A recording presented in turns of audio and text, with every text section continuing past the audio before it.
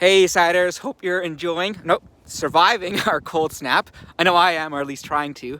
I want to welcome you guys to day 40 of our Discover Jesus Challenge. So, Noah, 40 days, Jesus was in the wilderness 40 days, so 40 days is a nice number. Anyways, so we're jumping into Mark chapter 12 with Jesus and a battle royale of the Pharisees and Sadducees and everyone else. So, a lot of good stuff, and we see Jesus is pretty clever and rather witty. And I'm going to tackle a really strange part of this chapter, a challenge the Sadducees gave Jesus, and you'll see why this story is weird. Verse 18. And the Sadducees came to him, who say that there is no resurrection. And they asked him a question, saying, "Teacher, Moses wrote for us, what if a man's brother dies and leaves a wife, but leaves no child? The man must take the widow and raise up offspring for his brother. There were 7 brothers. The first one took a wife, and when he died, left no offspring. And the second took her and died, leaving no offspring. And the third likewise. And the 7 left no offspring. Last of all, the woman also died. In the resurrection, when they rise again, whose wife will she be? For the 7 had her as wife." Jesus said to them, this is not the reason you are wrong, because you know neither the scriptures nor the power of God. For when they rise from the dead, they will neither marry nor are given in marriage, but are like angels in heaven. And as for the dead being raised, have you not read in the book of Moses, in the passage about the bush, how God spoke to him, saying, "I am the God of Abraham and the God of Isaac and the God of Jacob"? He is not the God of the dead, but of the living. You are quite wrong.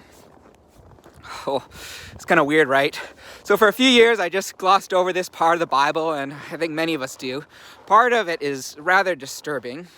You've got same wife, 7 brothers, very telenovela, soap opera-ish. But the part that really weirded me out was verse 25, where Jesus, he reveals a bit about what heaven is like. For when they rise from the dead, they are neither married nor are given in marriage, but are like angels in heaven. I really love my wife very much, and it kind of had me worried. Will we still be loving each other and married in heaven? These are kind of tough verses for the 21st century Christian. It seems to me that Jesus is presenting a very interesting and perhaps difficult position on this. But I want to focus on a key word Jesus repeats. He says, "You are wrong," to the Sadducees a couple times. This ridiculous riddle the Pharisees presented him highlights their lack of understanding about the whole thing on death and resurrection. And I think it really reflects our own lack of understanding of what's going to happen beyond death.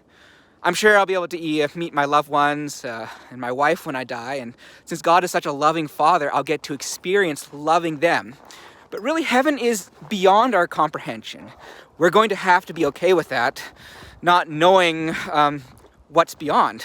And what this passage does share with us is, unlike the Sadducees who don't believe in resurrection, who believe we just go straight to the grave, God is a God of the living, the resurrection. And we can believe there's something wonderful beyond death, beyond the grave. And I think that's such a wonderful and encouraging thought. So you guys enjoy this chapter. It's really fun. Again, Jesus is quite witty and very clever. So be blessed, and we'll see you again.